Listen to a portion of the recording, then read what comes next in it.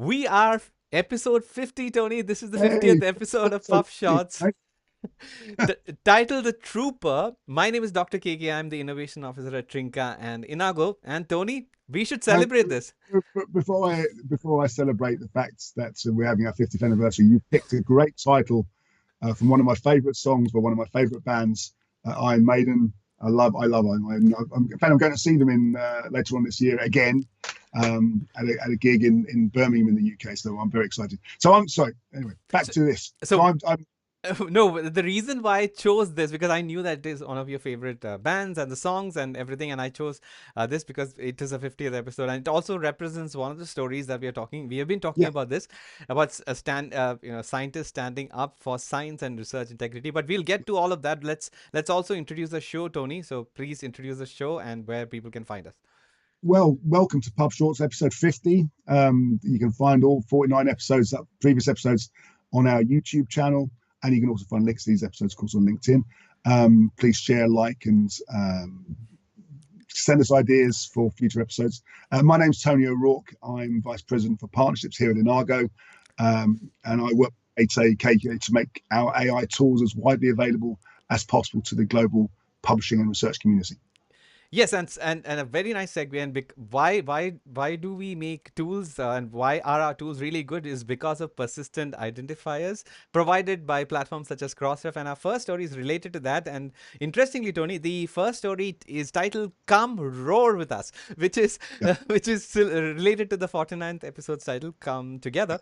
But anyway, yeah, so the story is that Crossref now supports using the Research Organization Registry, which is the ROR ID, yeah, to identify funders in metadata.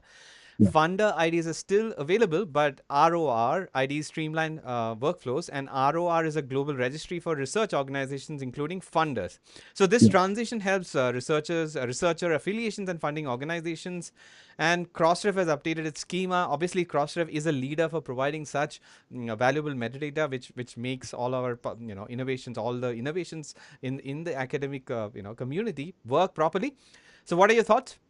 Oh no, anything Crossref does, in my mind, is an important and valued and well considered step, and to support the role of the researcher, the work of the researcher, the work of the research funder, and the work of the publisher that's disseminating that content. Yeah. The fact that they've switched from funder ID to RAW, which is, as you say, is a community support exercise to provide a persistent identifier for funding agencies, is very important. Increasingly, journals and most authors may not realize this, will expect the author to disclose information relating to the funders. So having a persistent link to that funding agency is really, really useful. And Tony, we have to focus on the fact that all these metadata help in research discovery. So any or solution that is built for discovering research, in the sense for allowing researchers to discover related research to whatever they're working on, will Yeah, run on such important,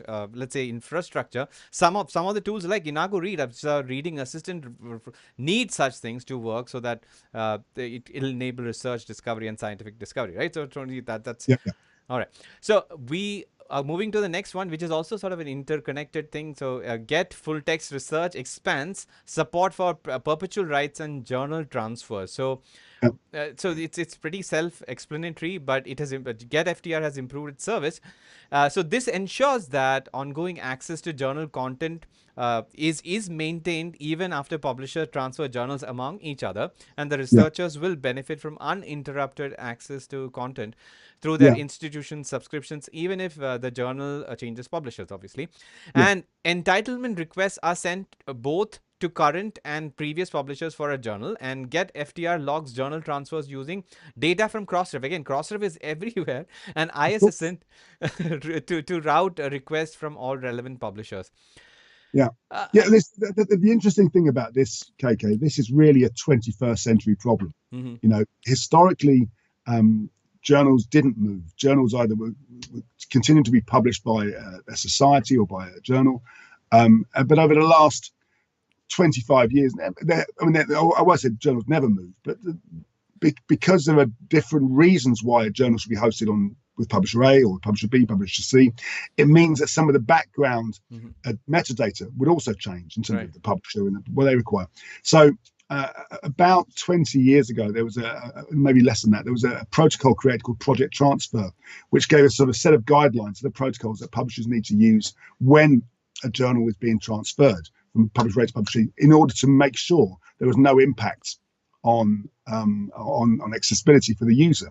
And that's really, really worked. And what Get Full Text Research have done, because they've been quite effective in getting their tool used in the community, is to understand that, you know, if a journal does move, it's not going to affect how the Get Full Text Research user to get FGL is going to see that content, because they've done all that work in the background to ensure any changes in the metadata, perpetual rights, journal transfers that might have happened will be collected.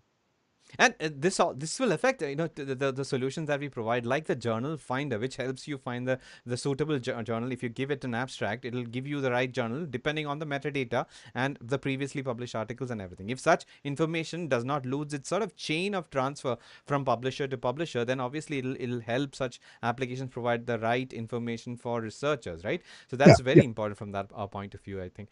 And moving on to the next one, which is again an unfortunate news story. It's a career news story from Nature. It is titled "Trans Researchers Under Attack. LGBTQ plus biologists face hostile work and environment." It's a survey of 1,400 biologists conducted in June and July of 2023. It's a sort of a dated survey, but it is still, it is important from the context of what is happening in the DEI space, especially the US. And 40% of trans and gender non-conforming biologists face hostility at work, with 20% of lesbian, gay, bisexual, and queer researchers reporting similar issues. And obviously it highlights a more widespread issue regarding DEI in the field of publishing and academia in general. And this, I don't know. I mean, the reason why Nature is talking about it right now is because DEI is an important aspect of academia even now. Yeah, absolutely. I mean, you know, we have tools where if the publisher needs to do any kind of diversity checks on a content, whether there are certain terms that they can and can't use, and we have tools that will help to identify that. You know, Inago Read, for example, will have a specific diversity DEI type check. Just if those words need to be highlighted in any way, it's unfortunate in a sense, but it's reality that, you know, some of these terms need to be highlighted. My concern about this paper, I think you touched on it already. This is from June 2023. You know, if this survey was done today, I wonder how much higher that percentage would be. Right. One of the things I've noticed, for example, recently, I don't know if you've seen this as well, KK, is people have stopped using, or not, because people have stopped using quite so much the preferred personal pronouns in their signatures. You know, you used to see that a lot in the last 5 years. But something that's kind of, particularly from American organizations, that seem to have. Yeah, it's because of the executive orders, I suppose. Yeah, exactly. Exactly. Which is not right. And I think, Tony, you mentioned Inago Read. I think you meant to say Inago Reports and Trinka, which has the inclusivity. Oh, I beg your pardon. Sorry. Yeah. All right. Yeah. Right. And the next news story is, I think, something that you flagged after you read this on, I think, Journalogy, if I'm not mistaken. It is a Wiley news article, I would say. It is the physical returns of Wiley, research growth and AI licensing drive Wiley's third quarter results. This is a title. It's not here anywhere. Oh, wait, it is here. It is the title here. Yeah, right. So this is a press release, and the reported revenue was lower. By Wiley, the reported revenue was lower because of divested businesses. Adjusted revenue showed modest growth. Overall, research revenue grew by over 5% at constant currency. And the key recurring deals were signed with, would you guess, India and Brazil, Tony? And AI licensing contributed significantly to research gains. So this is what I think you wanted to highlight, if I'm not mistaken, the AI licensing playing an important role. Yes, we've talked the AI licensing issue last year, with publishers now working with the likes of these open AI type providers to license their content, so that their content can be used to train LLMs, for example. And this is just one of a number of examples of publishers that have been able to show the benefit of that directly in their financial reports. And I think it just shows that the industry is still robust, it's still strong, it's still financially sound. Right, right. And this is, as you rightly said, this is an And example of, sustainable. yeah, it's one of the examples of several. I mean, this is a time when financial results are published anyway, and AI content licensing has become an important part from a publisher point of view, from the revenue and bottom line point of view. So thanks for flagging this story, Tony. And I'm going on to the next one. This is again from an interesting one. We discussed something very similar to this in the last episode of PubShorts. So Yeah. this one is from Robots Cooking, AI driven development, scholarly publishing. So I won't go through all the points that we discussed, but the key points in this, the author continues to state that human input is crucial for refining AI generated application in the context of academia, because AI agents have a limited context and causing, they will cause inaccuracies and inefficiencies because of it. So that's an interesting point, because we ourselves are working on AI agentic workflows, for example, for peer review assistance. And the author of this article believes that over the course of time, the agent's performance will get affected. So that's an interesting take. I thought these issues should be discussed at a wider level than just by computer engineering nerds. So what are your thoughts, Tony? I have nothing more to add in terms of, it doesn't surprise me that there's increasing scrutiny around the use of agentic networks. That's the natural conclusion. Right. And so human oversight is always needed. I mean, we have said that like a broken record for many of the previous episodes, but that remains to be true, especially considering research integrity. That if you automate something in the workflow without a human being in the middle of it for oversight, 100% oversight, then we will likely have poorer results, and that's what we want to avoid, right, Tony? In terms of publishing, Absolutely, yeah. absolutely. And if you need to have tools there to help check the veracity and the validity of that content, that we have tools like Inago reports that can help you to do that. Right. And Tony, the last, I think, the last main article that I have is from a guest post from Scholarly Kitchen. It is, I think, an experience as to how to write papers using LLM assistance. So I'll just read out the highlights. So the three LLMs were used: Claude, ChatGPT, and Google Gemini. They have differing results. Claude expanded the article that the author used, but changed the context too much. ChatGPT kept the thesis intact. And fabricated references, which is classical. Hallucinations are classical of a generative AI, but ChatGPT was more common. And Google Gemini apparently ignored key topics about it. So we are aware of many of these problems, and that's why we build dedicated tools for research, content, generation assistance, Yeah, writing assistance, reading assistance, peer review assistance, etc. Right? So this basically highlights the fact that the commercially available, let's say publicly available chat based AI tools may not be good enough for scholarly purposes as of now. yet, yet. Yeah, Yeah. I mean, we talked in a previous episode, KK. We talked about tools that were being developed specifically to help write content and to Mm-hmm. create new content. And I think we're just in that sort of midway point. The existing tools aren't quite there yet, as Marjorie's article affirms, but they're getting better. Right, right. And there are a couple of quick hits. This is the first one. It's a career feature. This is something that I think we briefly talked about. I was told to toughen up. Is academia getting resilience all wrong? This is the title of the article from Nature. So it Yeah, explores the concept of resilience in academia. The idea of toughening up is often used to mask toxic lab cultures. yeah, So the emotional toll of balancing personal grief with academic pressures is an important aspect, and resilience is misconceived as enduring toxic environments rather than adapting or changing them. So I think, Tony, if I'm not mistaken, we had a conversation about a few episodes ago where we were talking about the tone and the content of a of feedback in the context of, let's say, peer review. The yeah, content can always remain, but the way that it is communicated can be improved to be more inclusive and yeah, empathic and everything.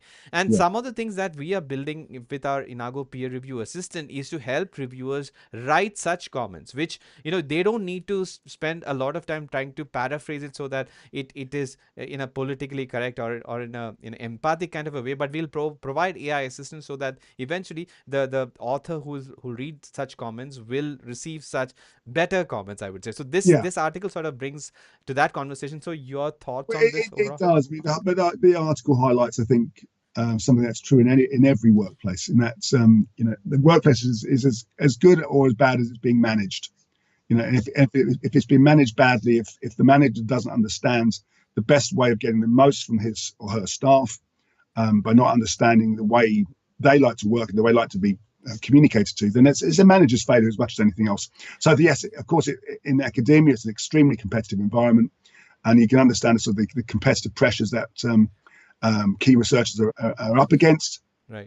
But a good manager, a good director should be able to mitigate that and keep good staff. Yeah, the environment in lab cultures is I mean, sorry, in lab environments should be monitored, especially considering what is happening in the US. So this is an important article to be. I mean, Yeah. this well, this the aspect of academia needs to be kept in mind, and we need to improve it. That's the way I would put it.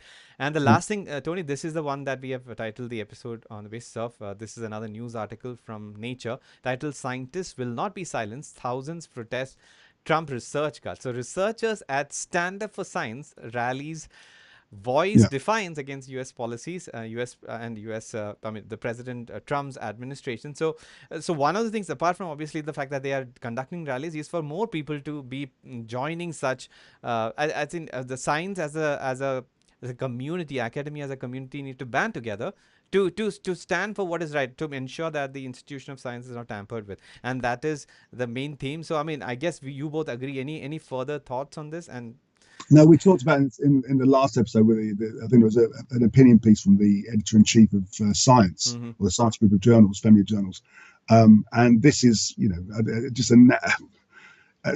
the concerns being expressed by U.S. researchers that the changes that the new administration is making is for them an existential threat. Right, and apart from obviously such measures such as rallies, obviously legal and other legislative measures are important. That's one thing that is presented in the article. So I also agree with that. I mean, you cannot simply just have this all sorts of, and we already have states fighting for what is right. And we've talked about this as well. It's not just going to impact on research in the US. It also impacts on global, US and international collaboration and possible funding for non-US right. Research.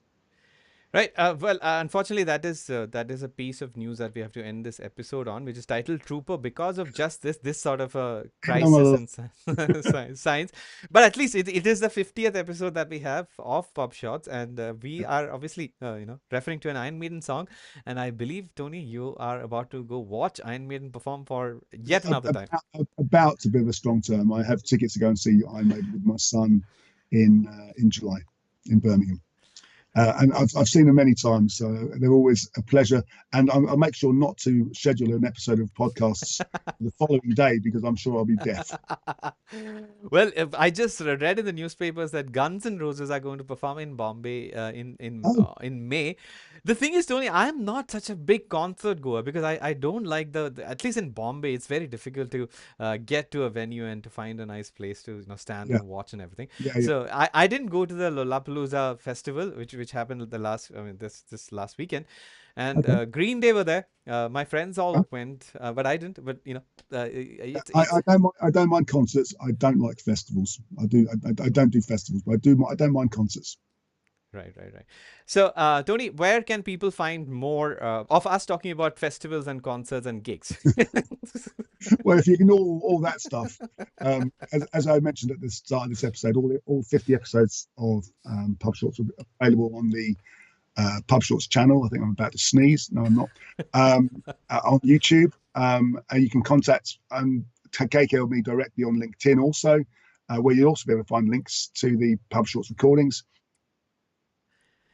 Ideas for future contributions, please send them through to KK or me, and we look forward to hearing your ideas. Yeah, and if you're watching on YouTube, subscribe to the channel and hit the bell notification icon. And if you're interested in Iron Maiden or the Trooper or concerts or festivals, I'm just a consumer.